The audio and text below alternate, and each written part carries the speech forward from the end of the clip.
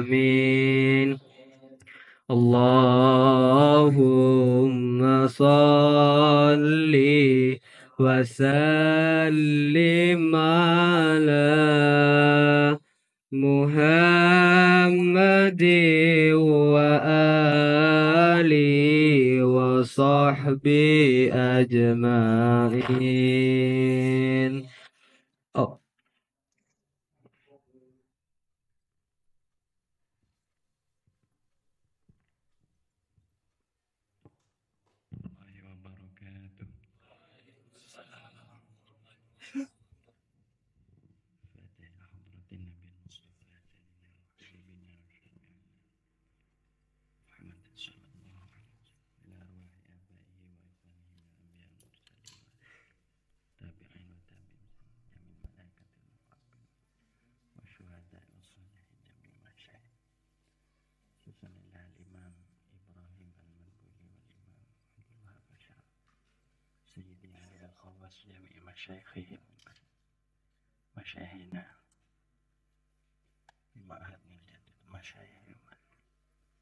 asatidina mu'allimina wa walidina Allah ya'idu alaina wa ala azwajina wa ala dhurriyyatina wa ala talamidina wa ala ikhwanina wa ala akhawatina min barakatihim wa asrarihim wa anwarihim wa Allah yarzuquna futuhal arifin Allah yufaqqihuna fi dinina bijahi sayyidina Al-Fatihah. Bismillahirrahmanirrahim.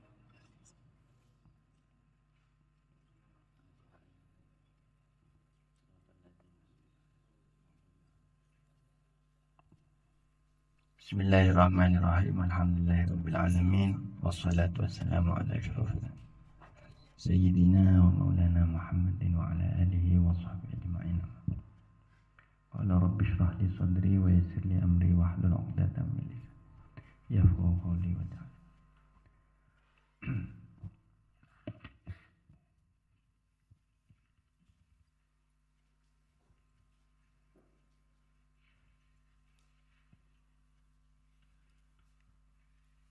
Silakan dibuka halaman 9 ya.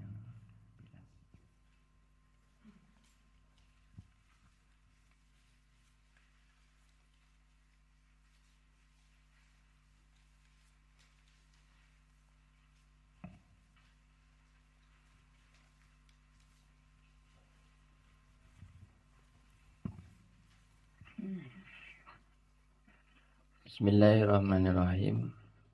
Dari resum atau khulasah atas kitab Al-Minah Husaniyah ya, yang saya buat ini sebagai buku saku, nanti bisa digandakan atau diketik ulang untuk mempermudah kita mengamalkan ilmu-ilmu yang diajarkan atau dipesankan dalam kitab ini. Ada 18 poin. Ini nanti bisa digandakan untuk teman-teman.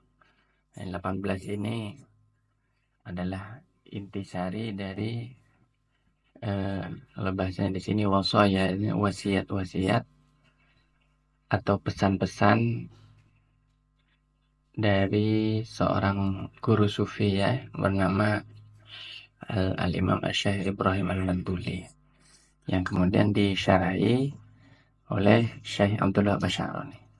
Nah, ini ada 18 poin di sini. Nah, ini nanti bisa digandakan. Dan insya Allah setiap majelis kita akan mengkaji setiap poin sampai sedikit lebih tuntas gitu. Nah, sebenarnya tentu banyak ilmu-ilmu yang luar biasa yang terkandung dalam kitab yang sangat tipis ini. Ini kalau dicetakan yang cetakan Khorasan ini yang murah meriah ini tipis cuma 20 halaman. Tapi kalau yang di edisi yang cetakan Beirut yang baru itu bisa sampai 100 halaman ini kitab ini. Ini kita bisa belajar banyak hal yang sebenarnya ya tidak bisa dibilang mudah, ya cukup rumit sebenarnya. Tapi kalau pelan-pelan diamalkan demikian ya, insyaallah Allah akan memberi kita tambahan ilmu. Nah, ini ada 18 poin nanti. Hendaknya selalu istiqomah dalam bertaubat. Nah, ini pesan pertama. Ini sudah kita lewati meski kita belum tuntas membaca syarahnya. Dan hendaknya ini. Nah, ini 18 poin. Nanti lembaran ini bisa kita simpan untuk diri kita atau teman-teman kita. Bisa Anda taruh di kamar. Nah, ini sangat-sangat penting ya sebagai kita bahan kita di dalam memperbaiki kualitas ketakwaan kita kepada Allah SWT. Baik, saya agak sedikit ingin ngaji di halaman 9 ini. Mungkin tidak banyak untuk malam ini. Yang penting kita tetap ngaji. Jadi ini di halaman 9, paragraf yang paling bawah.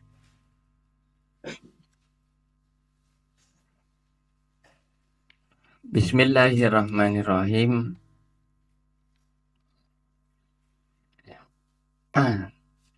Wajahid nafsaka.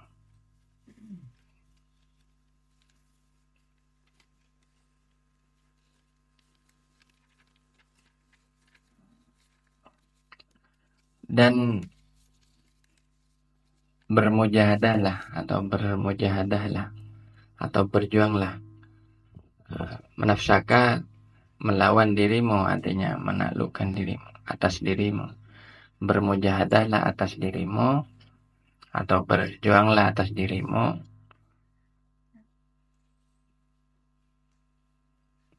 Berjuanglah atas dirimu artinya bermujahadahlah atas dirimu ai khawatiroha. Artinya kepada atau atas lintasan-lintasan hati. Lintasan-lintasan hatinya nafsak. Fi syar'i, di dalam syariat.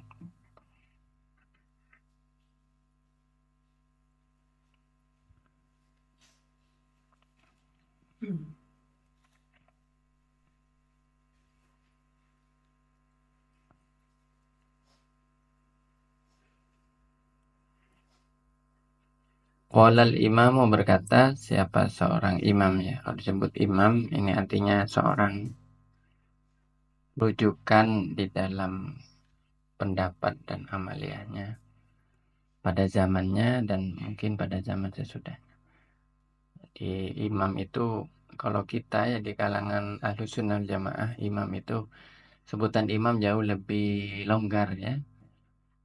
Tidak eksklusif. Artinya siapapun yang dipandang keilmuannya itu mengungguli orang-orang pada zamannya dan menjadi panutan dalam suatu ilmu atau beberapa ilmu, beliau disebut seorang imam. Itu berbeda dengan tradisi Syiah. Dalam tradisi Syiah, imam itu hanya terbatas pada beberapa orang saja.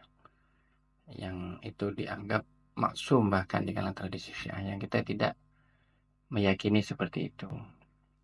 Imam itu ya bisa salah juga. Namun beliau memiliki keunggulan ilmu. Nah, ini imam.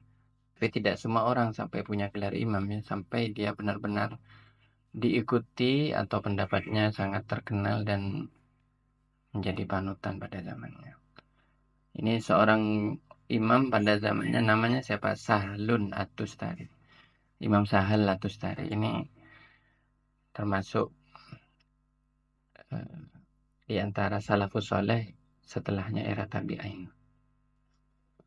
Seorang guru sufi yang sangat masyhur, Imam Sahal At-Tustari, atau dikenal juga dengan Imam At-Tustari. Imam Sahal At-Tustari mengatakan rahimahullah ta'ala, aswa'ul ma'asi, adapun paling buruknya maksiat-maksiat, hadithun nafsi, adalah perkataan diri. Hadithun nafsi adalah perkataan diri. Wala'alla ghaliban nasi, dan barangkali ghaliban nasi, kebanyakan orang-orang,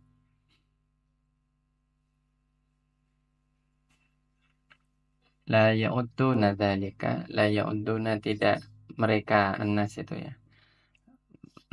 Mereka ghalibun nas itu la ya'udduna, mereka tidak menghitung dzalika, kepada hadithun nafsi, dzamban, sebagai dosa.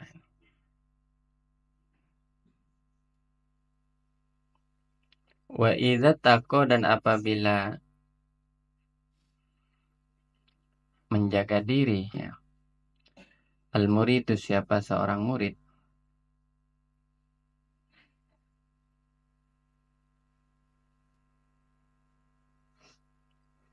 al-isra'ah, dari mendengarkan ila hadithin nafsi, kepada perkataan diri,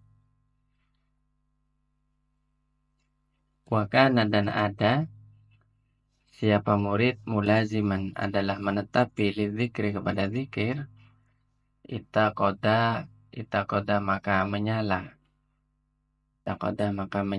al-qalbu, apa hati, bizikri, dengan zikir. Wasoroh, dan menjadi al-qalbu, apa hati, sirron, adalah suatu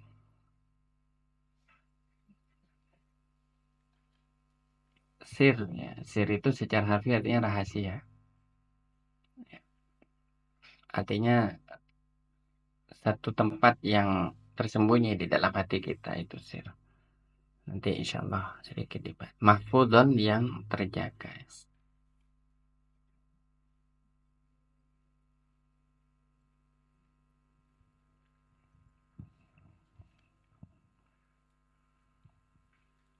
Jadi sampai di sini dulu sudah.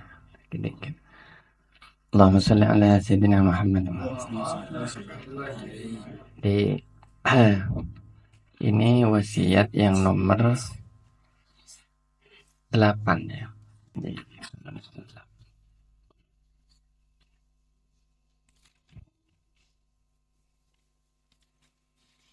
Jadi di dalam sesi kali ini kita akan coba mengkaji ya, tentang salah satu hal yang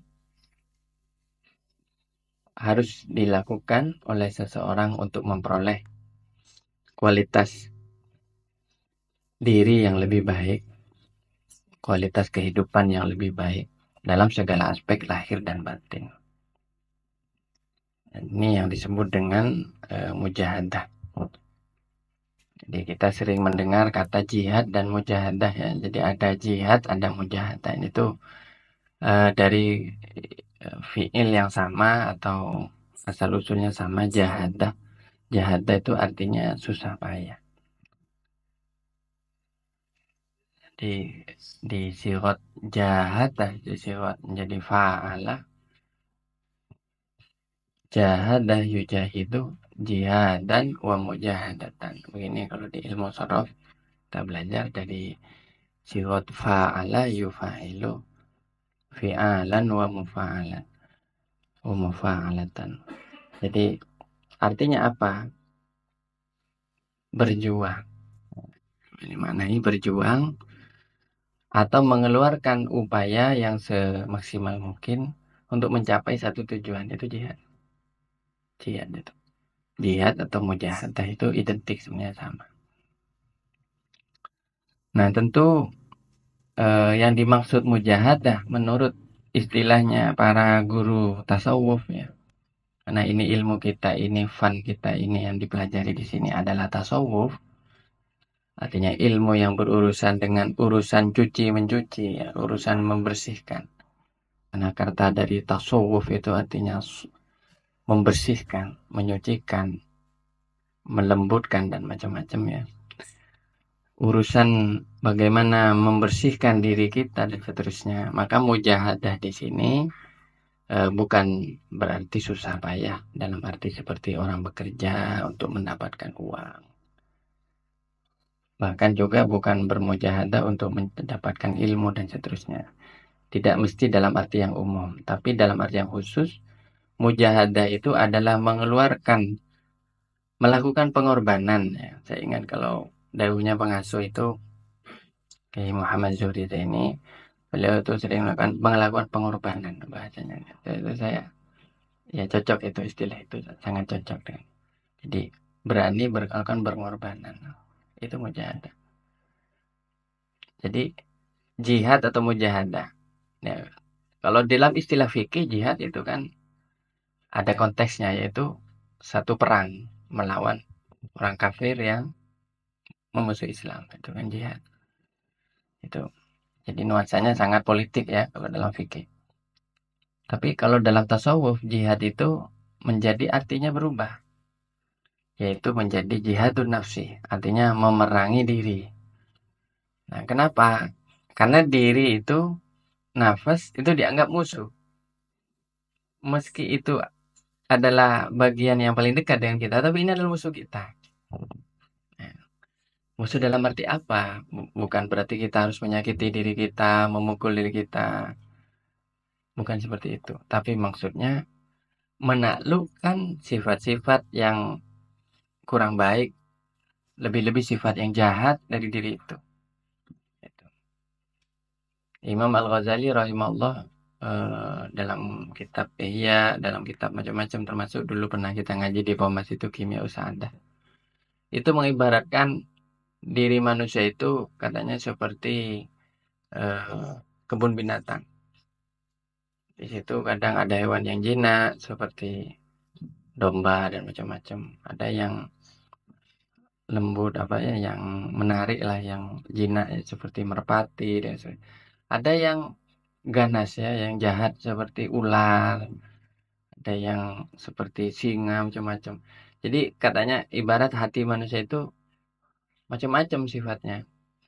Jadi oleh karena itu kalau ada manusia yang agresif ya, suka menyerang orang, suka memaki orang, ya itu diibaratkan katanya dirinya itu seperti punya sifat apa itu hewan yang agresif itu apa? Ya kayak macan, kayak ular, kayak gitu-gitu. Kalau dia berkhianat itu berarti punya sifat seperti hewan yang berkhianat dan seterusnya. Jadi sampai seperti itu perumpamaan ulama itu cuma perumpamaan saja, bukan berarti diri kita itu banyak hewannya enggak. Ya. Tapi maksudnya gambarannya itu. Itulah diri manusia. Sebenarnya diri kita itu yang merupakan satu misteri bagi kita. Makanya kita itu tidak tahu siapa diri kita ini sebenarnya isi apa gitu loh ya. Bagus apa enggak kita nggak tahu. Nah, cuman yang kita ketahui bahwa diri kita harus dijihati, harus dimujahadai. Gitu. Jadi mujahadah itu kalau dalam fikih berperang melawan orang, itu orang kafir tapi ya bukan sembarang orang, bukan semua orang yang diperangi enggak. Orang kafir yang jelas-jelas anti Islam atau memusuhi Islam. Kalau jihad dalam konotasinya para ulama sufi itu adalah kembali ke dalam. Jadi orientasinya ke dalam diri. Nah, disebutkan dalam hadis, disebutkan ini, enggak salah rawahu Tirmidzi atau Ibnu Majah, al-mujahidu man jahada nafsahu fi taatillah. Orang itu disebut pejuang, ya. Kalau dia itu siap dan selalu berjuang menaklukkan dirinya supaya bisa taat kepada Allah. Supaya dia bisa tunduk kepada perintah agung Allah Subhanahu wa taala. Allah memerintahkan kita sholat, diri kita nggak mau sholat, kita memaksa diri kita, kamu harus sholat. Itu berarti dia seorang pejuang, dia mujahid. Itu taat kepada Allah kan luas artinya. Taat kepada Allah itu artinya menjalankan syariat itu sendiri. menegakkan aturan syariat, apa yang wajib dilakukan, apa yang haram ditinggalkan, dan seterusnya.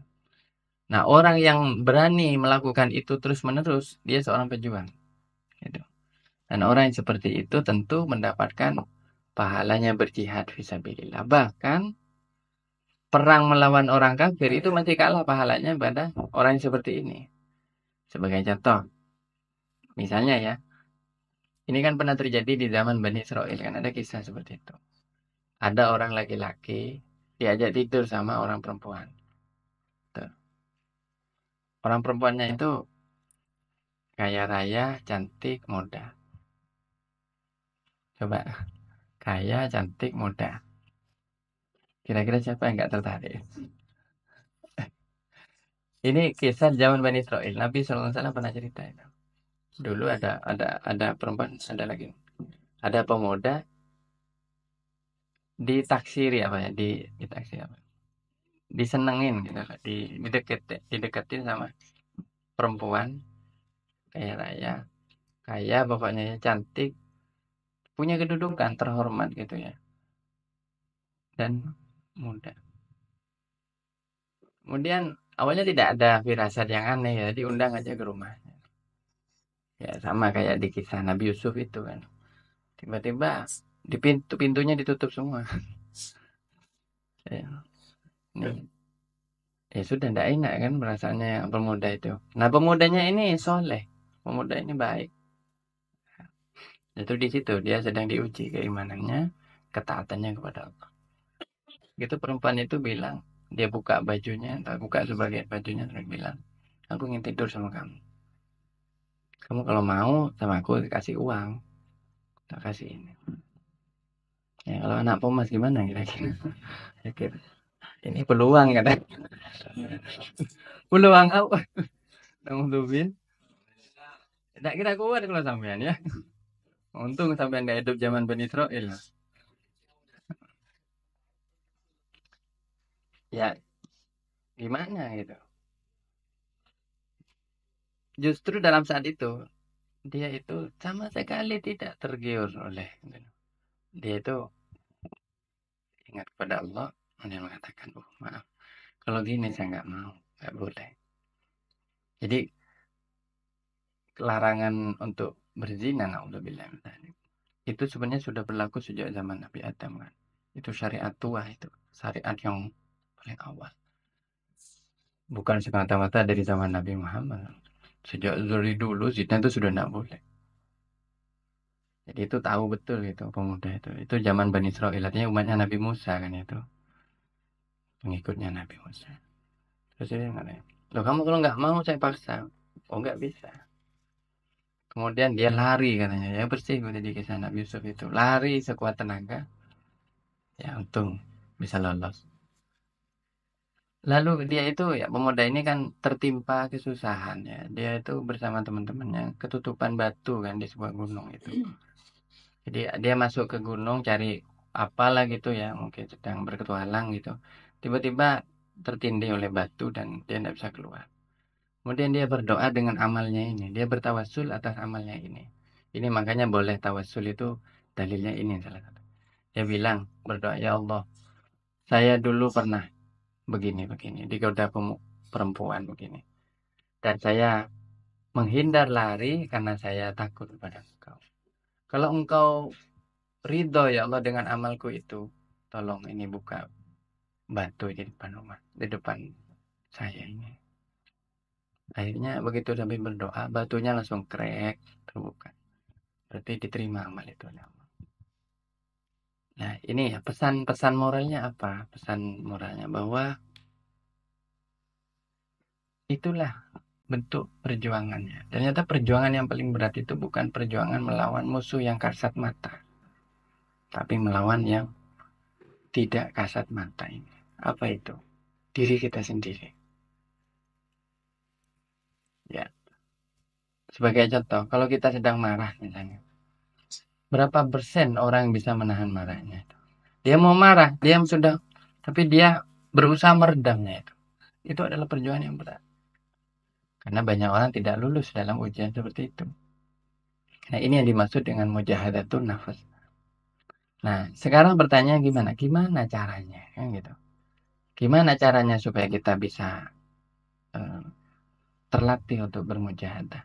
Mau nggak mau ini harus sering dilakukan. Harus sering diuji dalam berbagai kondisi. Gitu. Namun, eh, ini sedikit saja masuk ke kitab ya.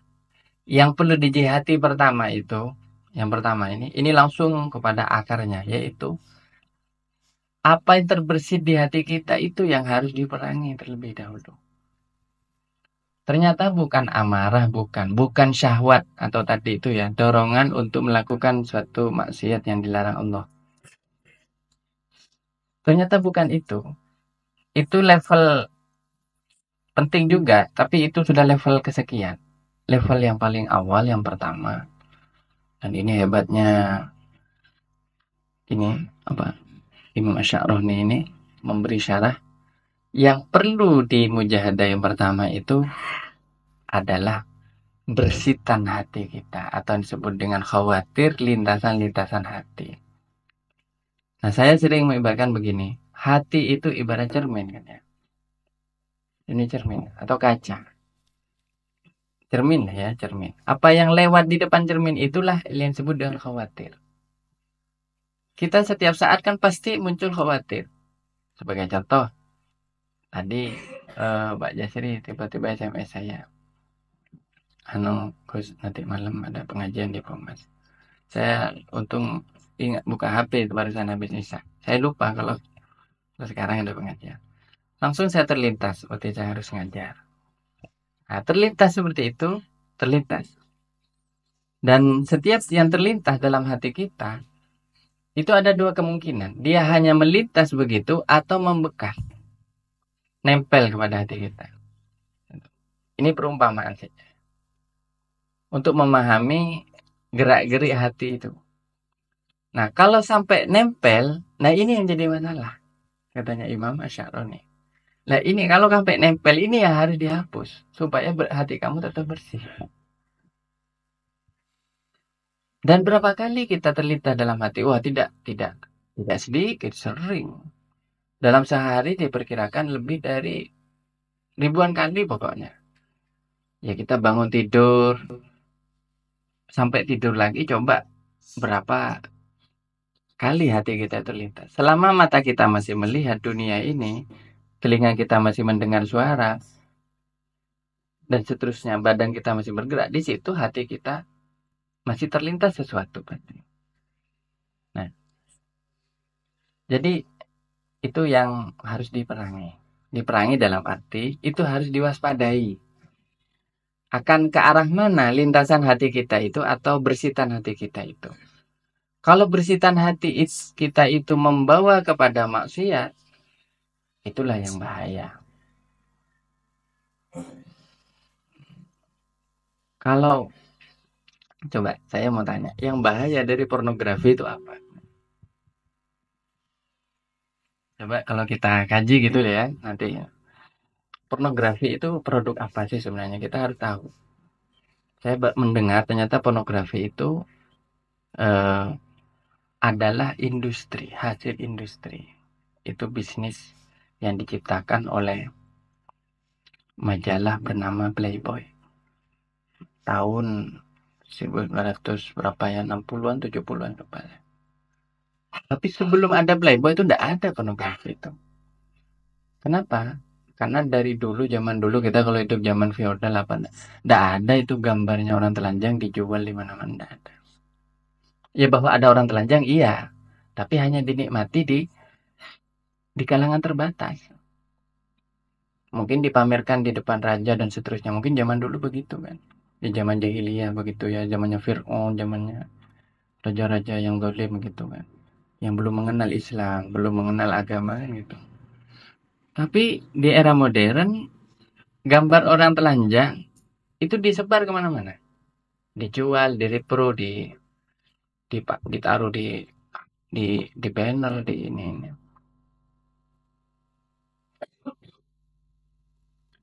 Pertanyaannya, apa sih yang berbahaya dari itu sebenarnya? Kalau orang berargumen, cuma lihat gambar itu apa sih masalah? Kan kita nggak ngapa-ngapain, kan cuma lihat. Sebenarnya yang berbahaya itu adalah khawatirnya itu. Ketika orang melihat, gambar itu adalah satu media yang paling cepat mengantar pesan. Lebih cepat dari kata-kata. Kamu, kita ya misalnya, sampean lihat tulisan, ada tulisan, demikian katanya redaksinya agak porno. Dengan lihat gambar pornonya, mana lebih membekas? Ya ada dua kemungkinan. Kalau orang itu suka membaca, mungkin dia lebih berkesan pada kata-kata. Ya kan lebih melihat, wah kalau kata-kata masih bisa menghayal macam-macam kan. Tapi kalau gambar langsung langsung masuk. Nah, bersitan gambar itulah yang tertancap di dalam hati. Coba bayangkan, kalau 24 jam dia lihat gambar seperti itu terus. Terus akhirnya dia membayangkan, wah gak apa-apa. Kayak gitu gak apa-apa. Akhirnya begitu dia lihat perempuan misalnya. Dia pasti punya fantasi, punya hayalan, imajinasi yang berbeda-beda. Akhirnya dia mungkin tergoda untuk melecehkan perempuan itu untuk naudzubillah sampai mungkin memperkosanya dan macam-macam. Jadi semua itu apa-apa memang dari hati gitu ya. Dan hati itu kelemahannya itu sangat bergantung kepada panca indera. Di apa yang dikirimkan oleh panca indera itu akan masuk ke dalam hati dan menempel di dalam hati itu. Kalau nempelnya itu lama, tidak kunjung hilang, maka dia nanti akan menjadi perbuatan. Makanya katanya Imam Syaroni, yang diperangi itu bersitannya itu. Baru terbersit langsung dihapus. Kenapa? Kamu kalau nggak nggak bisa lekas-lekas menghapusnya, nanti itu akan menjadi satu kemaksiatan. Nah, di sini ada kutipan dari perkataannya Imam Sahal bin Sahal At-Tustari ya, Sahal bin Abdullah namanya. Paling jeleknya maksiat itu bukan maksiat yang tampak. Yang tampak iya, mohon maaf ya, ada orang minuman keras itu jelek itu. Itu bahkan bisa ditakzir, dikisos macam-macam. Mencuri, merampok itu jelek. Nggak ada orang bilang itu baik itu. Tapi paling jeleknya maksiat itu katanya. Itu adalah hadithun nafsi. Ketika diri kita ini ngomong. Itu artinya apa? Ketika terlintasan hati itu sudah menjadi suara bisikan di dalam diri. Ini yang disebut dengan hadithun nafsi. Sebagai contoh, apa yang sering kita lakukan coba misalnya. Jadi ya itu tadi. Misalnya kita terlintas apa misalnya ya, yang nggak bagus lah. Ya, terlintas apa misalnya? Ya kayaknya begini-begini misalnya. Kayaknya asik kalau ke bioskop misalnya begitu misalnya ya. Terus itu jadi angan-angan. Nah ini yang dimaksud hadithun nafsi. Jadi pembicaraan dalam hati itu terus kapan ya enaknya ya? Sama siapa ya? Gimana caranya ya? Nah ini mulai. Nah ini sudah maksiat katanya Imam Sahal. Tetapi kebanyakan orang tidak menganggapnya itu dosa. Dan memang secara dohir itu bukan dosa. Kenapa? Karena baru ada di hati kita. Belum sampai menjadi perbuatan. Bahkan memang ada hadisnya. Allah Subhanahu wa taala memaafkan, mengampuni apa yang bersuara dalam hati itu selama belum dilakukan. Meski yang bersuara itu apa? Yang disuarakan di situ adalah satu maksiat. Ya.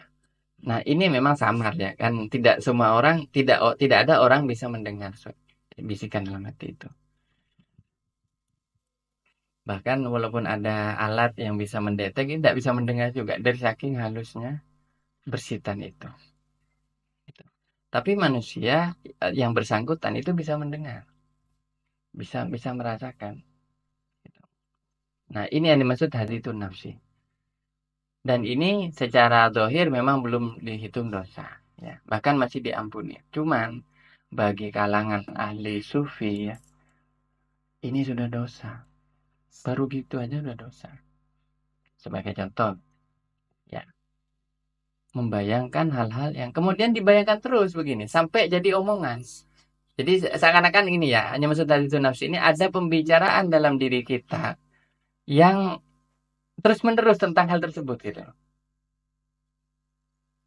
Nah, ini sebagai contoh, kayaknya enak ya kalau sambil apa misal minum minuman misalnya gitu. Ini belum minum minuman, cuma terlintas saja. Terlintas tapi jadi omongan. Tapi minumnya apa ya? Coba tak googling. Nah, mulai serius sudah itu, mulai serius. Nah, semakin serius itu, maka peluang melakukan dosa itu semakin terbuka. Nah, ini yang bahaya. Ini yang bahaya. Makanya ya, hadithun nafsi ini rumit ini. Karena ini yang mendengar cuman ya tentu Allah Maha mendengar. Tapi yang dari kalangan manusia yang mendengar ya cuman yang bersangkutan, orang lain tidak ada yang tahu. Jadi katanya kalau hadithun nafsi ini masih diampuni kecuali kalau sudah dilakukan atau diomongkan. Kalau diomongkan itu sudah jadi niat dan itu berdosa. Misalnya kita bicara, Kang ajak bilang ke temannya, ayo kita minum minuman yuk. Oh kamu minuman serius? Oh iya. Ah itu sudah dosa itu sudah. Dosanya lisan, dosanya hati. Dapat dua dosa itu. Tapi kalau belum diomongin, baru terlintas saja, terlintas. Itu memang ada hadisnya, itu katanya masih tidak dianggap dosa. Cuman dari saking hati-hatinya, para ulama sufi sampai mengatakan itu pun sudah dosa. Jadi coba ya, betapa banyak orang sebenarnya kalau dianalisa, itu sebenarnya akar permasalahannya itu bukan dari pengaruh yang ada di luar, tapi sejak dia itu menuruti bisikan di dalam hatinya itu. Bisikan dirinya itu. Nah, yang terakhir ini ya, yang kedua. Kalau seorang murid itu menjaga diri dari mendengarkan hadits nafsilah, itu jangan didengarkan. Itu tidak usah digubris. Dan dia terus menjaga dirinya dengan zikir, dia menetapi zikir, dia terus istiqomah berzikir, menjaga dengan zikir, maka hatinya itu akan menyala, itu akan terang dengan zikir, dan hatinya itu menjadi wilayah yang terjaga atau rahasia yang terjaga. Artinya di sini secara kesimpulannya bahwa kita harus menjaga diri dari mendengarkan perkataan diri itu dengan apa? Dengan mulazamah terus-menerus berzikir. Jadi kalau berzikir begini gambarannya. Tadi misalnya ya terlintas. Terus aduh, saya kok mikir begini ya, astagfirullah. Gitu, langsung ingat. Ini apa ini? Ini bisikan ini kayaknya. Ini mungkin setan atau apa gitu. Astagfirullah, jadi hilang. Misalnya, yang paling sering, ini maksiat yang paling sering. Orang itu meninggalkan sholat. Ini sering, karena ini kehidupan kita di mana-mana itu banyak umat Islam ini yang paling sering dilakukan. Misalnya ya, cendera atau safajang. Terbersih seperti itu, dia langsung enyahkan dengan apa? Dengan zikir. Astagfirullah, kok mandi pikiran ngaruh ya. Kok saya punya pikiran seperti itu?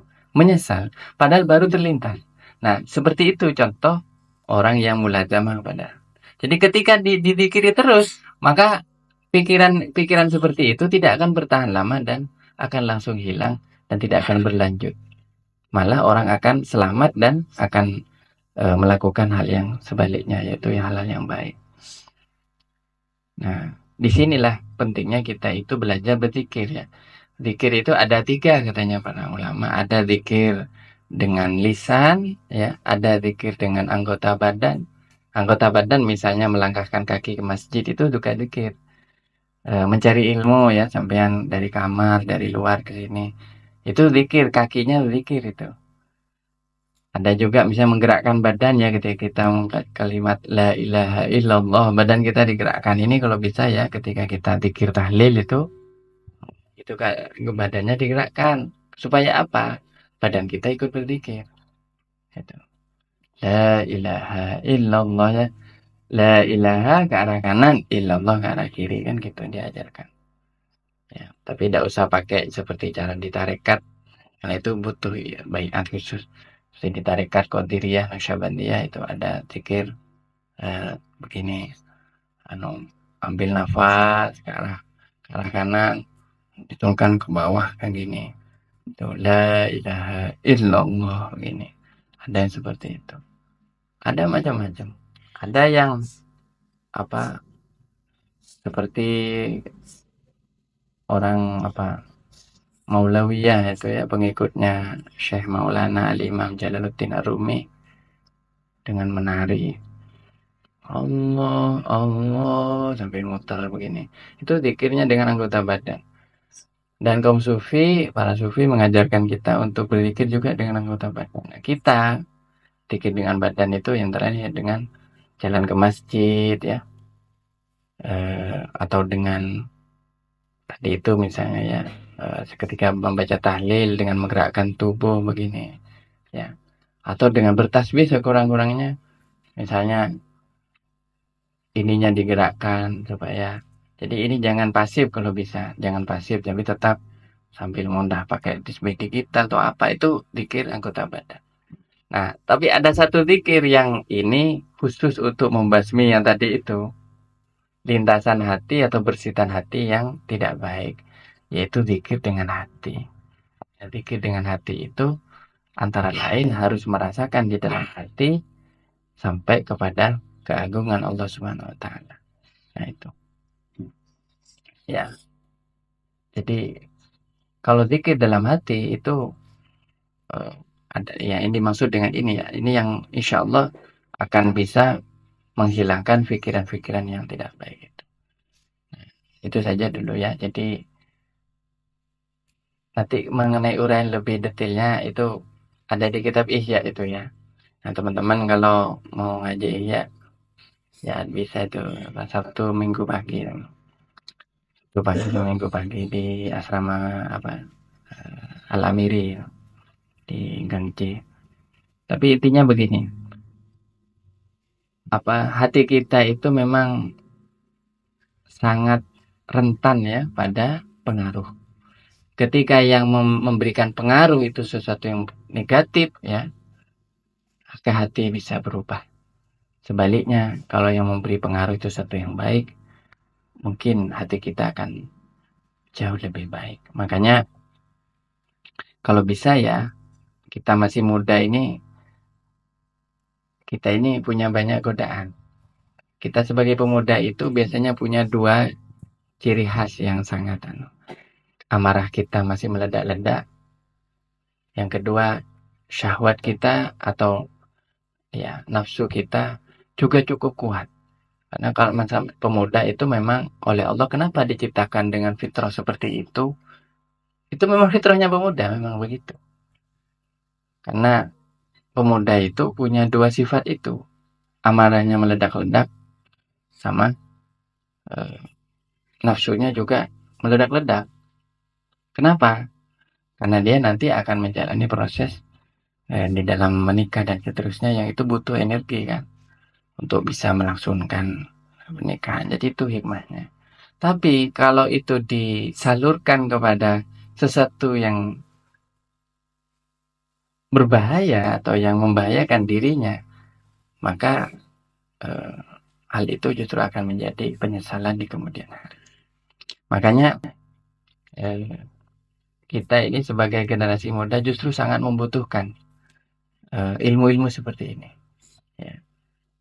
Bagaimana hidup kita itu bisa lebih tertata ya, dengan cara kita mujahadah tadi.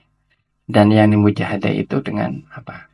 Kita itu mengamati dan memperhatikan gerak-gerik hati kita sampai kepada apa yang terbersit di dalamnya. Ini yang paling berat.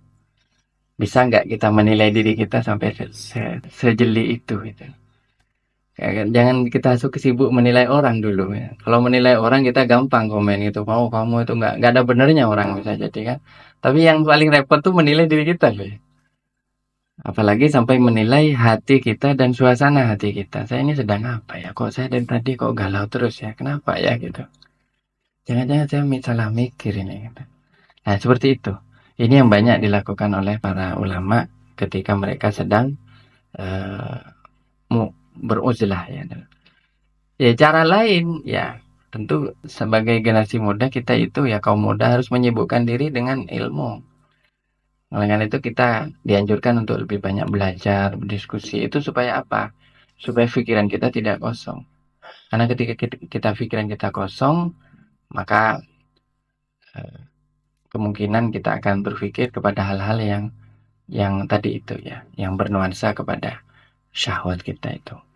Nah, ini antara lainnya. Dan di sini yang diberikan itu bukan mencari ilmu. Di sini yang teknik atau ilmu yang diajarkan di sini adalah zikir. Jadi wakana mulaziman lidzikri. Artinya zikirnya itu diistiqomahkan sampai pada tataran yang paling mendalam yaitu zikir hati. Zikir kolbi ya, zikir hati. Yaitu sedikit nanti saya minta koordinator ya untuk nanti motor ke Pak Jasri biar nanti jadi ini diperbanyak. Ada 18 poin ini. Ya mari kita mulai dari diri kita. Jangan pernah kita berharap orang lain berubah sebelum diri kita berubah. Tapi ini kalau dimulai dari diri kita ya, insya Allah akan meluas pengaruhnya. Kita bisa mengamalkan, orang lain juga bisa. Nanti kita ajak untuk mengamalkan dan seterusnya. Nanti kalau sudah banyak yang mengamalkan, saya yakin akan ada banyak perubahan. Gitu. Di dalam kehidupan kita khususnya di kalangan bangsa Indonesia ini. Ya, di sini ini kan ada yang sangat berat ini nanti kita akan baca insya Allah. Hendaknya senantiasa diam atau tidak banyak bicara. Ini paling berat. Ini aja ya kalau dilakukan, subhanallah. Coba pejabat-pejabat kita kayak gini. Insya Allah sepi YouTube itu.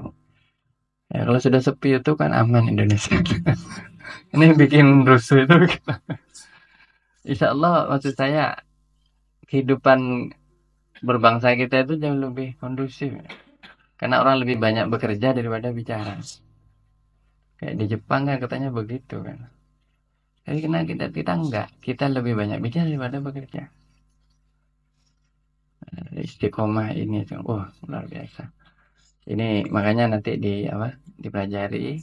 Yang tidak paham bahasa Arabnya enggak apa-apa. Ini yang penting paham poinnya dulu. Nanti mengenai detailnya harus ngaji kan. Sambil ngaji kita niatkan semoga jadi ilmu yang bermanfaat ya. Jadi kalau sudah mahasiswa itu ya jangan hanya ngaji lafat ya atau ngaji murad saja. Harus juga eh, ngaji konsep kalau mahasiswa itu. Saya sudah sering bilang ya teman-teman. Kalau mahasiswa itu sudah levelnya berpikir. Bahkan sekarang sudah ada istilah apa itu high level apa itu berpikir level tinggi macam-macam. IELTS itu. Eh, ya tapi intinya eh, berpikir. Nah berpikir itu harus punya konsep. Nah untuk punya konsep kita harus tahu poinnya apa. Itu. Makanya ya kita ngaji tapi ya sekaligus mengkaji kan gitu. Nah, itu ya, itu saja sementara dari saya. Jadi mungkin ini pembukaan saja ya. Nanti mengenai yang lebih detail, lebih mendalam, tentu ini harus dilanjutkan karena ini masih panjang keterangan. Mungkin saya buka pertanyaan, sesi jawab, tanya jawab. Tiga orang mungkin, monggo.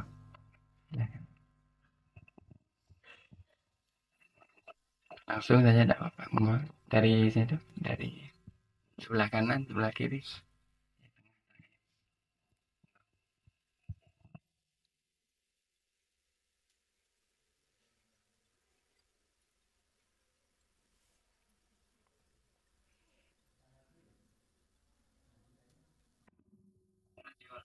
Agak maju, minta tolong.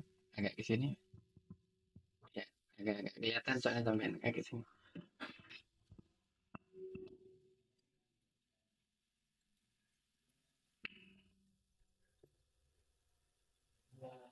Saya pengen nanya soal bertobat tadi itu.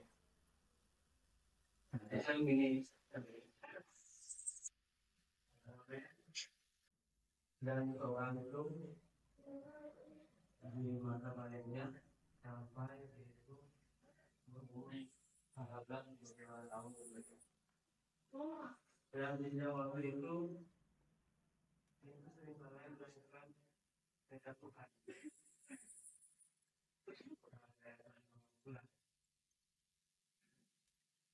Sampai di usia 20 tahun itu dia itu pengen tentang taubat, mengaku dan mengingkar.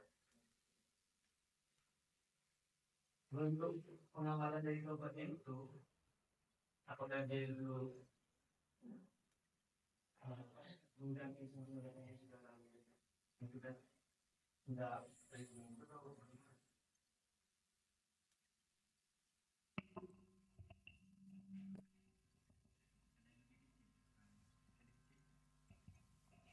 ya sudah ya.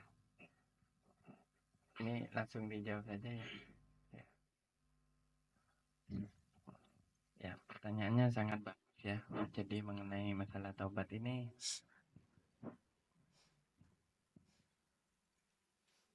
yang pertama, nah, kita nyarikan lagi. Ya, makasih. Wasiat yang pertama tentang taubat ya. Jadi taubat itu di sini ada dua unsur ya, yaitu eh, pengakuan dan penyesalan. Ya, pengakuan dan penyesalan. Nah, ini sudah mencakup kepada inti dari taubat itu. Ada seandainya ya, ada kasus seperti itu. Ada orang yang bertahun-tahun setelah dia itu baligh ya, artinya setelah dia mendapatkan kewajiban sholat. Dan dia sehat, berakal, artinya berakal itu artinya ya tidak gila, sehat. Dan kemudian dia tidak sholat, entah karena dia tahu dia itu tidak sholat, itu dosa, tapi dia tetap melakukannya. Kemudian setelah beberapa tahun kemudian dia sadar dan ingin bertaubat. Kemudian dia melakukan penyesalan dan pengakuan atas dosanya itu. Maka saat itu dia sudah bertaubat, dia dicatat bertaubat. Itu pertama. Jadi taubat itu yang itu tadi, dia melakukan pengakuan dan penyesalan atas dosanya. Kemudian yang kedua, mengenai sholat itu masuk kepada ranah fikih nanti ya. Apakah sholatnya yang telah dulu-dulu itu ditinggalkan itu wajib? Dia qadha semua. Kata para ulama, selama dia masih ingat sholatnya itu, berapa yang dia tinggal, apa dia wajib mengqadhanya. Jadi misalnya dia ingat saya tuh 100 kali tidak sholat misalnya, maka 100 kali dia mengqadha. Tapi kalau dia sudah tidak ingat lagi dari saking lamanya gitu ya, apa sudah yang banyak sekali, dia sholat seingatnya gitu. Jadi dia qadha seingatnya itu. Ingatnya berapa? Gitu. Nah, atau dia lakukan itu terus-menerus setiap kali selesai sholat lagi dia satu foto gitu. Seperti itu seterusnya. Nah, tentu dengan penuh harapan Allah SWT akan mengabulkan mengampuni semua dosanya itu. Kemudian yang paling penting ini buat saya sebenarnya, selain mengqadha sholat tadi, yang adalah dia sungguh-sungguh sholat sesudahnya.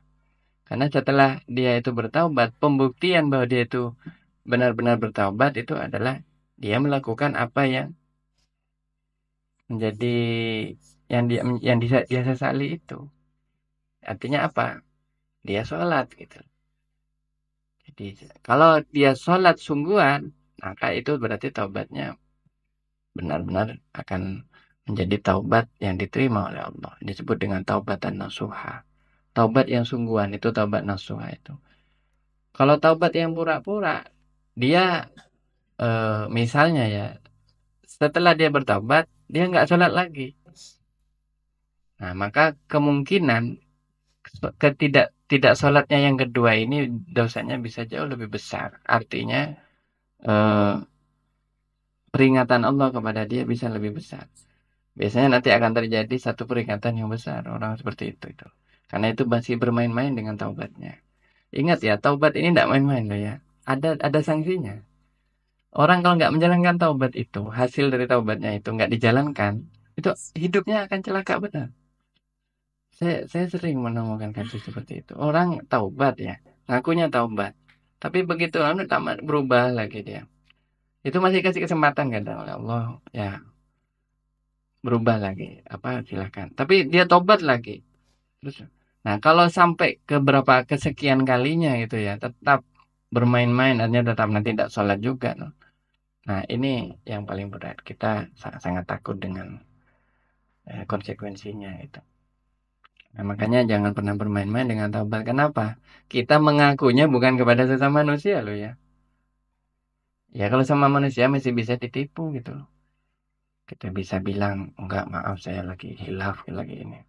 Kita ngakunya kepada Allah. Dan Allah sama sekali nggak bisa dibohongi.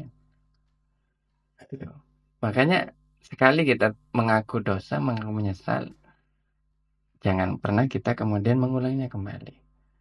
Jadi karena nanti ketika mengulangnya kembali dengan niat sekadar bermain-main atas taubat itu, maka ini yang akan mengundang murkanya Allah kepada kita. Na'udzubillah. Makanya saran saya kepada orang tersebut kalau memang perlu disampaikan ya, sholatnya harus sungguhan. Sejak saat itu sekurang-kurangnya harus belajar kembali ilmu sholat.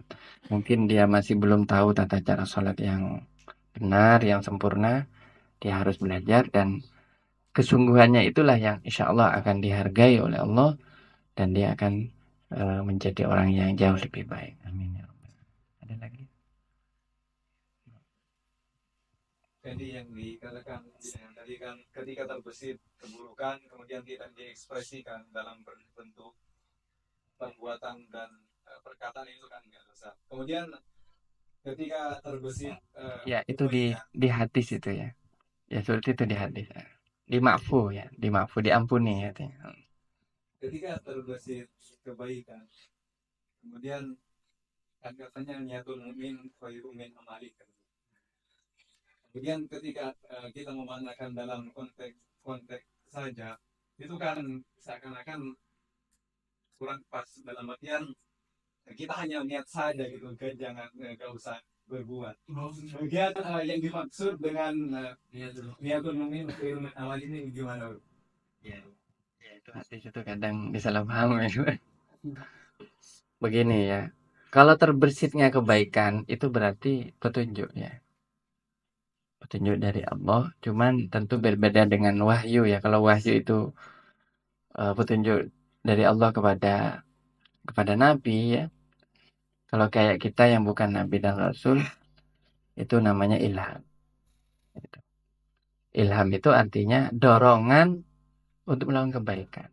Sekarang pertanyaannya, kalau baru terbersit, belum dapat pahala.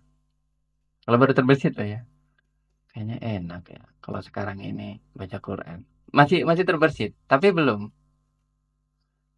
Ke berapa 5 menit kemudian terpikir lagi, nggak baca aja dah.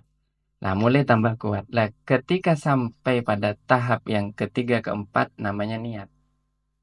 Jadi ada namanya khawatir. Ini katanya tahapannya. Kalau yang mensistematisir ini Imam Al-Ghazali di kitab Ihya. Jadi sampean baca kitab Ihya juz 3. Itu menarik itu kalau dikaji. Imam Ghazali mensistematisir begini. Urutannya ya, kronologinya begini.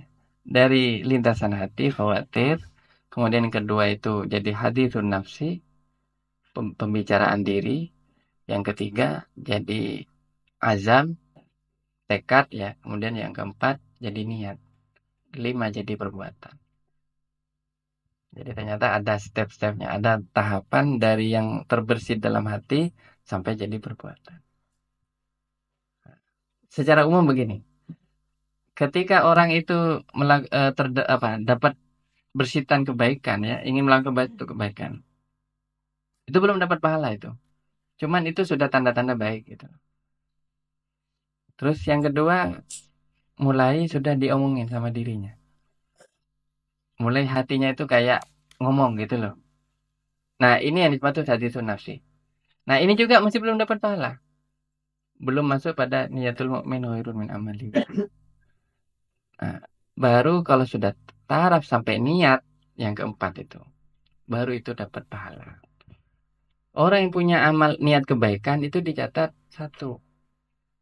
Baru punya niat saja. Gitu. Nah, sekarang pertanyaannya ada dua kemungkinan masih. Niat itu terlaksana atau tidak. Kalau dia terus melaksanakan, dia dapat 10 bahkan kelipatannya, kata Nabi. Jadi kalau orang itu sampai melaksanakan niatnya, dia dapat 10 sampai kelipatannya. Dan kelipatannya. Kalau tidak jadi, lah itu yang dimaksud itu. Niyatul mu'min khairun min amali. Orang yang sudah punya niat, tapi dari saking pengennya ngebetnya, ternyata belum ditakdir oleh Allah. Artinya dia sudah berusaha sebenarnya untuk mewujudkan niat itu. Itu diberi pahala, niatnya lebih mulia dari perbuatannya. Tapi kalau baru niat, tapi memang belum dikerjakan, belum baru dapat pahalanya niat saja, dan itu belum sempurna. Gitu. Tapi ketika niatnya itu sudah mau dilaksanakan, belum nyampe takdir, karena takdir Allah berkata lain gitu kan. Karena ada orang pengen haji, nggak nyampe haji meninggal duluan kan. Itu maka niatnya itu masih lebih bagus daripada hajinya. Kenapa? Begini alasannya. Secara rasional begini ya. Itu sebenarnya sangat logis itu ajaran itu. Karena begini, orang mukmin itu kalau niat itu pasti niatnya mulia. Dan orang yang punya niat lalu belum terlaksana niatnya, itu bisa jadi bagi orang itu jauh lebih baik dalam pandangan Allah daripada dia nanti melakukan sesuatu itu. Karena kalau dia sampai melakukan sesuatu, belum tentu amalnya itu bersih dari riya, bersih dari penyakit-penyakit hati seperti riya, pamer, ujub, atau narsis ya, narsis banyak, sombong macam-macam. Maka di dalam level itu niatnya lebih baik. Kenapa? Karena di niatnya dia masih lillahi ta'ala. Kalau sampai terlaksana, belum tentu dia lillahi ta'ala lagi. Makanya niatul mukmin khairun min amali. Niatnya orang mukmin itu bisa lebih bagus atau lebih bagus daripada amalnya itu dalam kasus ketika niat itu hendak dilaksanakan tapi tidak jadi. Begini, saya punya saran untuk lebih mengamalkan ini karena berhubungan dengan kebaikan ya. Kita kalau bicara kebaikan harus termotivasi terus. Perbanyaklah niat kita. Meski itu mungkin tidak akan terlaksana, mungkin. Ya, saya makasih sampai mengingatkan hadis itu. Saya tadi nggak nyinggung hadis itu. Ini caranya. Sampai kalau punya HP atau apalah ya, punya catatan lah, kalender atau apa itu. Itu kalau bisa tulis di kalendernya. Insya Allah tanggal ini saya mau ini. Insya Allah. Atau di buku agenda Anda itu. Misalnya Anda tulis 2025. Insya Allah saya akan ziarah Wali Songo. Misalnya. 2025 insya Allah saya pengen hatam 3 kitab misalnya. Terserah pokoknya apapun yang menjadi niatan sampean. Karena seandainya itu terlaksana, sampean dapat pahala. Seandainya tidak terlaksana, sampean juga dapat pahala. Dan mungkin masuk pada dawuh tadi itu sabda Nabi SAW. Niatnya orang mukmin lebih baik daripada perbuatannya. Ya. Jadi itu ya. Karena orang mukmin itu kalau sudah niat itu pasti karena Allah kan gitu. Ya makasih ya, itu bagus sekali. Jadi intinya kalau ada petunjuk atas untuk kebaikan sebelum itu didahului oleh orang lain, ya, lakukanlah sesegera mungkin. Kalau belum mampu, sekurang-kurangnya diniati, ditulis dulu. Ditulis atau kita katakan kepada orang juga enggak apa-apa. Mungkin orang lain ingat ya pada niat kita. Anu apa? Misalnya kita bilang, Mas, saya anu apa? Kita niat yuk minggu depan kita gitu saya. Ya hal yang kecil ya, misalnya kita ziarah sama siapa misalnya, atau kita sowan ya, yuk kita minggu depan sowan yuk ke kiai siapa atau ke siapa, ayo. Nanti temannya kan ingat, kamu katanya minggu ini pengen. Oh iya tuh, aku tapi hari ini masih ada kesibukan. Nggak jadi, Anda masih dapat pahala itu. Tapi makanya jangan putus asa. Kalau sampai putus asa kemudian mengatakan, percuma saya niat kayak gini. Nah itu batal niatnya, itu menjadi nggak berpahala sama sekali. Makanya dalam masalah niat ini penting kita sering-seringlah berniat untuk melakukan satu hal yang baik, yang bermanfaat bagi diri kita maupun orang lain ya. Ya coba besok mau niat apa sampean? Ayo mikir ya orang, ayo kita mikir ya.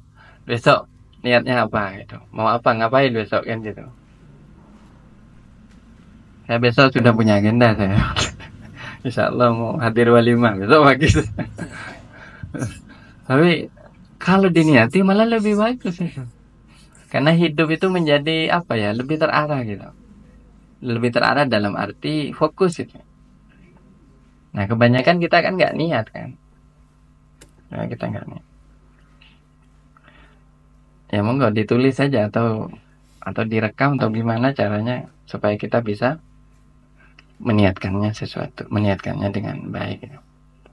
Mungkin ada satu lagi terakhir. Kalau ada. Oh sampean, ya enggak.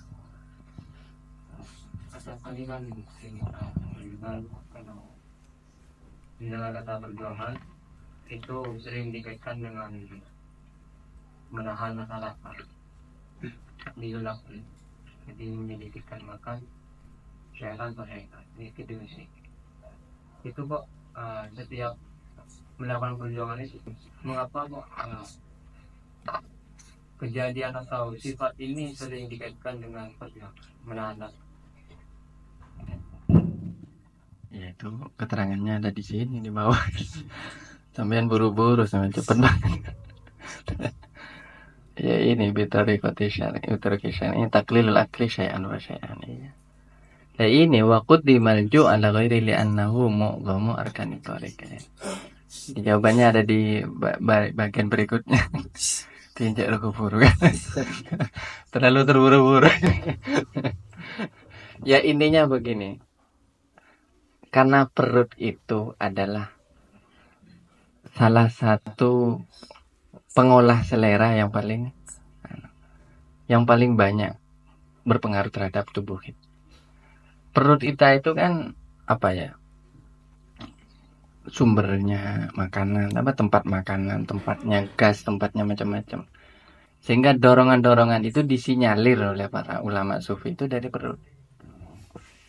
Makanya orang kalau perutnya itu agak kosong, pikirannya lebih kosong. Ya pikirannya itu lebih tenang. Artinya perut kosong itu bukan berarti sama sekali lapar sampai hampir mati, enggak. Tapi maksudnya tidak begitu terbebani oleh makanan. Ya pelan-pelan ya. Nanti sekarang ini baru pada pengantar mengenai masalah mujahadah dulu ya. Nah, karena begini, mungkin sekarang sudah tidak ada perang dunia, mungkin belum lah ya perang dunia mudah-mudahan ya. Tapi perang terhadap diri kita itu berlangsung 24 jam. Dan sayangnya banyak orang di sana itu kalah. Ketika kalah, yang terjadi adalah perang sungguhan. Jadi, dan ini yang paling berat adalah menjadi pemimpin sebenarnya. Kalau pemimpin tidak bisa bermujahadah melawan dirinya, kerusakannya akan luar biasa. Luar biasa. Ya kalau kita kayak rakyat-rakyat yang nggak punya duit, nggak punya apa-apa itu, maksiatnya ya kerusakannya paling jauh paling curi ayam. Bener nggak?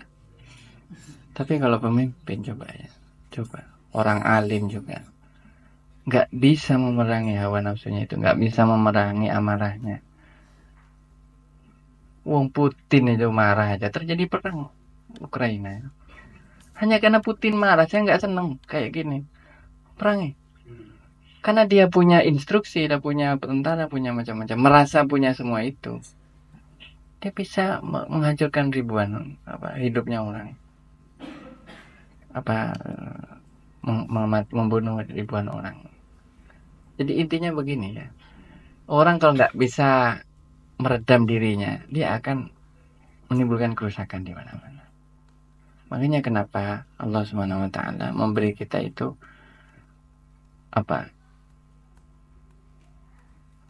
petunjuk untuk bisa meredam hati kita ini. Karena hati ini memang sumber dari semua kebaikan juga semua permasalahan di dunia ini. Nah, Islam dalam soal itu gamblang sekali ya. Ya, ku anfusakum, jagalah dirimu, kan gitu. Kenapa kok jaga diri? Karena diri ini yang memang bahaya. Jadi makanya ya mungkin kalau yang paling perlu ya ini kepada para penguasa, para ya saya nggak tahu ya. Jadi makanya ya kita mulailah setidaknya dari diri kita sendiri supaya kita tidak sampai melakukan hal-hal yang merugikan diri kita lebih-lebih orang lain gitu. Terakhir sekali ada nggak ada sudah ya? Oh masih ada itu di pojok. Monggo mas, terakhir mas. Udah agak malam soalnya. Ini usul kepada Pak Jasri ini dikasih kipas Pak Jasri. Di sini. Setuju ya?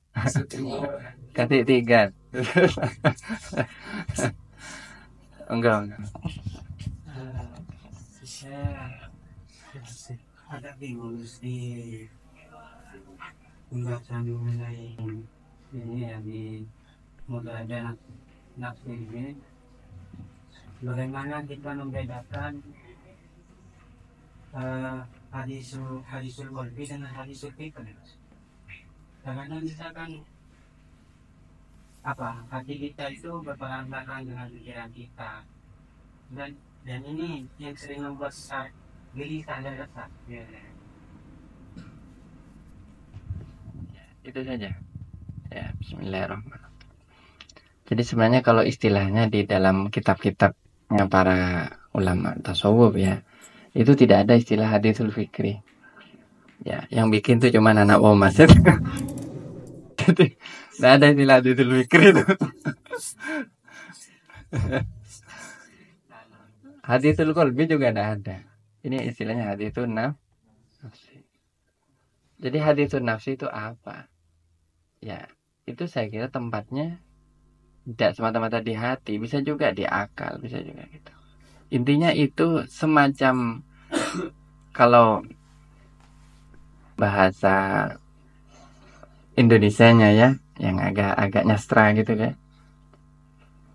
Itu solilokui. Itu namanya dalam bahasa Indonesianya solilokui. Gumam-gumam diri. Tapi itu tidak dikatakan. Maksudnya sekali lagi tidak diekspresikan, tidak diverbalkan. Itu hanya rasa-rasa begini itu. Tapi rasa itu seandainya dituliskan itu orang bisa. Seandainya itu disuarakan dikatakan bisa. Itu yang maksud hadisul nafsi. Dan itu bisa jadi dari pikiran kita, dari suasana hati kita. Pokoknya segala suara-suara di dalam diri kita akibat bersitan hati yang terus-menerus itu. Jadi orang gelisah itu kenapa? Karena ada terbersit sesuatu yang entah apa gitu. Coba, apa contohnya gelisahnya dimaksud itu? Contoh. Terus ya gelisah karena sering tidur, dikit-dikit tidur. Nah, itu kan muncul pertanyaan kan ya. Saya kenapa ya? Kok lekas ngantuk, lekas tidur gitu. Nah, pertanyaan itu terbersit, itu khawatir. Nah, ketika difikirkan terus-menerus, maka dia akan menjadi hadisul nafsi. Nah, sebenarnya itu nggak enaknya kalau belajar filsafat kayak gitu salah satunya. Filsafat itu dimulainya dari hadisul nafsi. Yang itu katanya Imam Salim Tustari justru itu adalah maksiat. Kenapa? Karena orang berpikir tentang kegelisahannya kan. Misalnya dia berpikir, kenapa ya Ustaz, saya ini hidup ini bermakna apa enggak ya? Nah kan kayak gitu. Kalau orang filsuf kan begitu berpikir. Kayak kayak siapa? Kayak Socrates suatu saat berpikir, apakah keberadaan di alam semesta ini ada tujuannya misalnya. Ini semua ini ada apa sih maknanya? Kan gitu. Itu sebenarnya sudah haditsun nafsi. Karena begitu orang terbersit sesuatu lalu memikirkannya lebih terus-menerus nanti terus bahkan apa ya dijadikan renungan dan macam-macam itu haditsun nafsi. Sekarang pertanyaan begini, itu sendiri tidak otomatis dosa sebenarnya kan gitu kan? Tadi itu dimakfu diampuni oleh Allah. Cuman kaum guru sufi, para guru sufi itu sangat hati-hati sampai mengantisipasi itu pun sudah dianggap berdosa. Kenapa?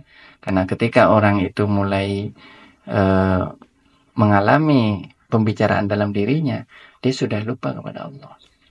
Itu. Dia lupa kepada Allah. Itu yang dimaksud dosa itu. Tapi walakin ghaliban nas gimana itu? Wala'alla ghaliban nas la ya'udunahu dzamban. Tapi kebanyakan orang nggak menganggapnya dosa. Nah, sekarang pertanyaannya, dari mana kegelisahan itu muncul? Akibat kita memikirkan kegelisahan itu. Sehingga kegelisahan itu tidak berujung. Begitu gelisah, ditambah gelisah lagi, ditambah gelisah lagi. Sehingga waktu kita habis, tenaga kita habis, bahkan uang kita juga habis, rokok kita habis.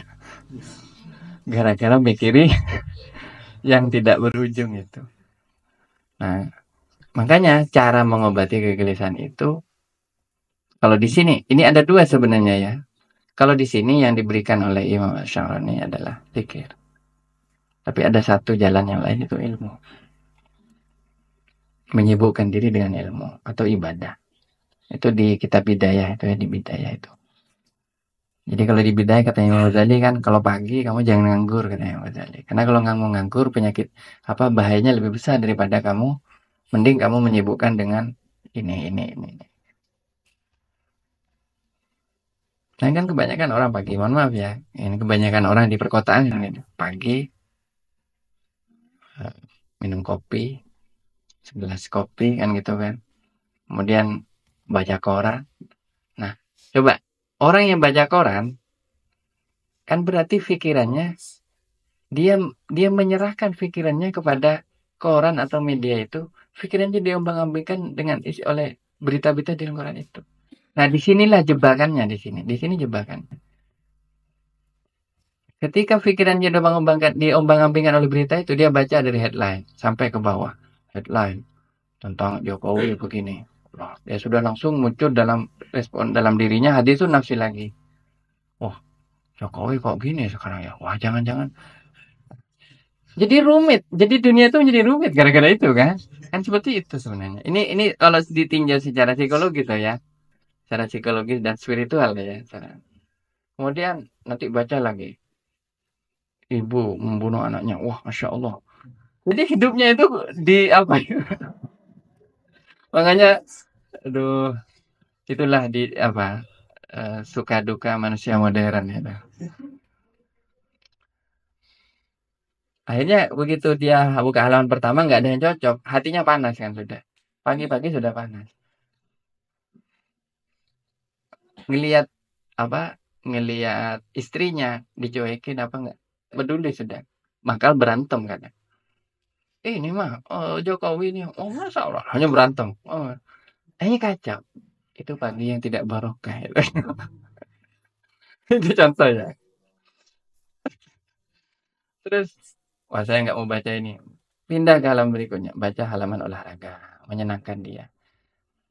Itu tetap muncul haditsun nafsi. Jadi sebenarnya gini, haditsun nafsi itu proses akan terus muncul selama sesuatu objek itu dipikirkan terus-menerus. Intinya begitu. Makanya kalau yang dimunculkan itu kebaikan terus yang muncul. Tapi itu tetap lalai dari Allah kalau belum Allah yang diingat kan gitu. Tapi kalau Allah yang diingat, Allah. Terus, ini haditsun nafsi, bukan haditsun nafsi ini namanya zikir. Karena yang maksud haditsun nafsi itu diri ngomong sama diri. Artinya diri itu ngomong sama dirinya sendiri gitu. Aku kok begini ya? Kalau menurut kamu gimana? Ini yang dimaksud. Dan itu termasuk pikiran, ya, termasuk perasaan dan sebagainya. Nah, kalau ngomong sama orang bukan hadithun nafsi, hadith berbicara artinya. Muhadasah apa? Muhawarah apa? Perbicaraan ya. Dan pembicaraan ada dua lagi ya. Ada itu pembicaraan yang tidak ada dosanya. Ya sekadar misalnya, ayo makan. Nggak dosa ngajak itu. Tapi juga ada yang pembicaraan pada taraf sampai membawa dosa kan gitu. Jadi ini ya, tingkatan-tingkatan seperti ini luar biasa kalau dibedah ya. Dikaji luar biasa. Karena ini saya kira sangat aktual ya dalam kehidupan kita sehari-hari. Ya. Tapi begini ya, intinya jangan pernah kita bosan-bosan belajar ngaji tentang diri kita. Kalau katanya orang Madura itu ngaji abe. Ya, ngaji abe. Jadi sebelum kita ngaji kitab katanya ngajilah diri kita sendiri kan gitu. Tapi kita nggak bisa mengenal diri kita sebelum kita ngaji kitab. Karena di petunjuknya ada di kitab salah satunya ya. Jadi mohon maaf ya, banyak orang bingung, hidupnya kacau balau. Ya, meski kita tidak bisa mengatakan hidup kita sudah beres, sudah baik. Tapi kalau orang tidak benar-benar mengaji, dia akan lebih banyak terombang-ambing oleh apa-apa yang terjadi di hadapannya itu. Jujur sebenarnya ya, orang-orang ya ahli fikir ya para filsuf dan itu sampai berpikir dunia ini adalah tipuan. Memang benar. Saya ingat orang filsuf Jerman Hegel misalnya. Hegel itu selalu curiga pada dunia gitu. Dunia itu apa sih hakikatnya dunia ini? Kok gini isinya dunia kan gitu. Ya dibilang kenyataan, dunia itu kadang menipu, dibilang tipuan, ya ada banyak kenyataannya juga. Makanya kita jangan mudah diomong-ambingkan oleh apa yang ada di depan kita. Apalagi apa yang kita baca, ya betapa itu akan menjebak kita itu. Ya sekarang itu, waduh, apalagi medsos itu lebih cepat lagi ya, lebih cepat lagi anunya apa, khawatirnya ya. Jadi apa yang terlintas belum selesai datang lagi, dan lagi sehingga pikiran kita benar-benar akan ya, sibuk untuk berpikir hal tersebut. Ya mudah-mudahan ada manfaatnya ya. Dan kajian-kajian kita ini saya berharap sebenarnya karena di sini masih belum ada jurusan apa ya psikologi macam-macam ya. Saya berharap ini juga kajian gini loh. Kalau tasawuf ini benar, ilmu yang memang benar ya. Lebih-lebih ini memang datang dari ajaran Allah dan Rasulullah SAW. Pasti tasawuf ini akan berlaku pada setiap zaman dan akan relevan untuk semua ilmu. Jangan bilang tasawuf ini, tasawuf itu kan ilmunya orang-orang yang gak senang dunia apa. Bukan gitu ya. Gak sesederhana itu. Ini ilmu bagi semua orang. Makanya saya yakin tasawuf ini seandainya didialogkan dengan ilmu sosial akan masuk. Didialogkan oleh ilmu psikologi masuk. Bahkan IT, komputer masuk semua. Kemarin ini ada teman. Dia bingung cari problem. Ini ada problem begini. Dia lagi bikin antologi buku tentang AI. Dia tanya begini ke saya. Terus menurut sampean gimana masalah robot ini, kecerdasan robot lah macam-macam kan ya. Sekarang kan lagi ingat tren. Bahkan AI sudah tarung sama manusia beberapa tahun silam itu.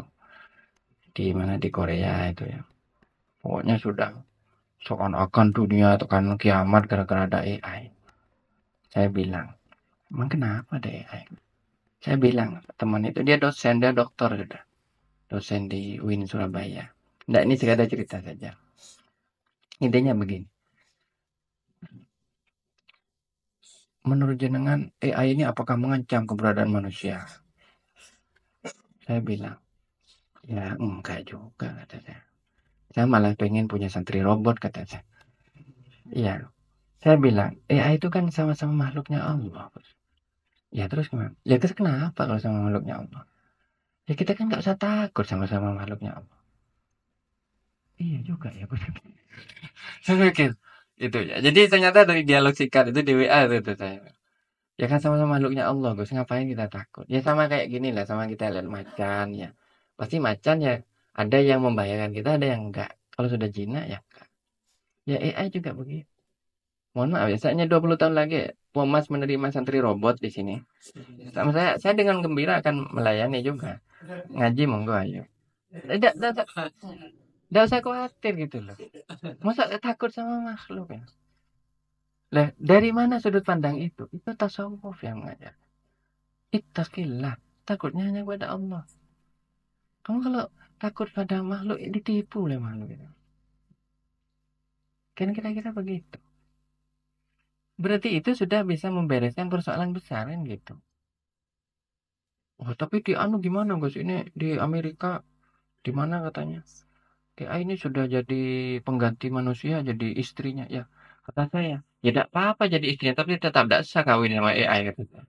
Intinya dia jadi istri, jadi pembantu, jadi apa monggo. Ya itu kan karena halusinasi manusia saja. Dia ingin mendapatkan kepuasan seksual, ya mungkin seksnya sama AI. Tapi apakah dia dapat kasih sayang? Nggak mungkin. Karena kasih sayang hanya ada pada belayan wanita gitu kan. Belayan seorang perempuan. Kan gitu kan benar kan ya? Ini bagi yang ini dari yang pengalaman ini. Kalau yang nggak pengalaman jangan komen loh ya. Sampean belum pengalaman soalnya. Ya, ini yang pengalaman ya. Terus ada orang nikah dengan AI, ya biarin kata saya. Ini salahnya sendiri dan itu buat saya orang tak beres itu. Wah minta kasih sayang dari robot mana mungkin kan gitu. Ya robot tuh walaupun pinter, ya paling cuman bisa ngolah data kan gitu. Dia nggak bisa ngasih perasaan. Bahkan walaupun AI itu bisa juga pintar mengucapkan I love you begini, itu kan cuman rekaman saja kan. Artinya apa? Nggak akan tergantikan manusia itu sampai kapanpun. Karena Allah sudah menciptakan manusia itu makhluk yang paling istimewa. Gitu ya Gus. Kok sampean sufi banget ya? Ya mungkin. Saya bilang, nah ini tasawuf. Nyata tasawuf itu bisa dipakai untuk sudut pandang menghadapi persoalan seperti ini. Jadi sampean jangan ngira loh ya, tasawuf itu hanya ilmu kuno begini ya. Nah, itu paling hanya urusan buat orang-orang yang begini-begini enggak. Kita harus pakai tasawuf ini untuk semua kehidupan kita. Untuk setiap permasalahan kita. Makanya mudah-mudahan dari kajian ini nanti lahir insya Allah bulan-bulan depan saya akan minta teman-teman untuk bikin esai ya. Esai ya bebas lah nanti panjangnya berapa terserah. Tapi kalau bisa merefleksikan dari hasil ngaji ini kita refleksikan supaya ada ada refleksinya lah gitu. Ini saya terapkan ini di semua level ini ya. Saya kemarin ngaji hadis juga begitu. Saya minta santri-santri nulis esai, nulis artikel tentang hadis. Kenapa? Kita perlu untuk mengasah itu. Dan inilah ilmu, indahnya ilmu supaya bisa ya. Makanya tadi itu sekali lagi ya. Ayo kita coba dialogkan ya. Apa yang kita punya, ilmu yang kita punya. Dialogkan dengan ilmu yang ada di kita. Dialogkan ini terus sampai kita akhirnya mampu mengamalkan. Ya, kapan Pak Jasri ada santri robot Pak Ibi? Ya enggak apa-apa ya. Kalau ada nanti kita terima juga. Tapi sebenarnya belum siap kalau di Indonesia ini. Setahu saya AI itu baru dipakai. Sekarang sudah ada ya aplikasi baca kitab sama AI. Kemarin ada santri alumni mana itu adu sama AI. Jadi AI suruh baca kitab Fathul Qorib. Terus dia baca. Ternyata AI-nya kalah. Banyak salahnya masih. Jadi sekarang sudah mulai seperti itu. Ya kalau cuman buat adu kecerdasan, adu otak, adu pinter lah. Bisa saja. Tapi buat saya berlebihan kalau AI terlalu diharapkan seperti apa ya? Seperti segala-galanya dalam kehidupan kita. Jadi sama makhluk Allah juga. Dan makhluk Allah tidak akan melebihi kapasitasnya sebagai makhluk. Harus yakin. Jadi itu ya sedikit ya itu contoh saja. Jadi penting kita terus mengupdate keilmuan kita dengan hal yang baru ya. Oke. Baik nanti bisa minggu depan bisa di ini sudah digandakan Mari kita tutup dengan pembacaan sholawat tibil qulub ya, dengan harapan semoga Allah Subhanahu wa taala mengobati hati kita. Semoga kita ini mendapatkan hati yang senantiasa dibimbing dalam hidayahnya, dalam petunjuknya Allah Subhanahu wa taala bi barakatin Nabi sallallahu alaihi wasallam. Allahumma shalli ala sayyidina Muhammadin tibbil qulubi wa dawaiha wa afiyatil abdani wa shifaiha wa nuril absari wa riyaiha wa ala alihi wa sahbihi wa sallim. Allahumma shalli ala sayyidina Muhammadin tibbil qulubi wa dawaiha wa afiyatil abdani wa shifaiha wa nuril absari wa riyaiha wa ala alihi wa sahbihi wa sallim. Allahumma shalli ala sayyidina Muhammadin tibbil qulubi wa dawaiha wa afiyatil abdani wa shifaiha wa nuril absari wa riyaiha wa ala alihi wa sahbihi wa sallim. Al-Fatihah satu kali untuk hajat bangsa Indonesia yang bulan-bulan ini, bulan-bulan depan akan melaksanakan pilkada, pil-pil yang lainnya secara serentak. Itu semoga ada banyak perbaikan dan kemajuan ya. Meski sistem kita masih sangat rusak ya. Dan juga ini untuk hajat bangsa Palestina yang baru saja kehilangan seorang pemimpinnya ini, Ismail Haniyeh. Ini insya Allah semakin dekat rasanya perjuangan rakyat Palestina ini terhadap di dunia internasional ini. Semoga diberi kemenangan oleh Allah SWT. Al-Fatihah. Bismillahirrahmanirrahim. Bismillahirrahmanirrahim. Maliki yaumiddin. Iyyaka na'budu wa iyyaka nasta'in. Ihdinas siratal mustaqim. Kurang lebihnya mohon maaf. Assalamualaikum warahmatullahi wabarakatuh. Assalamualaikum warahmatullahi wabarakatuh.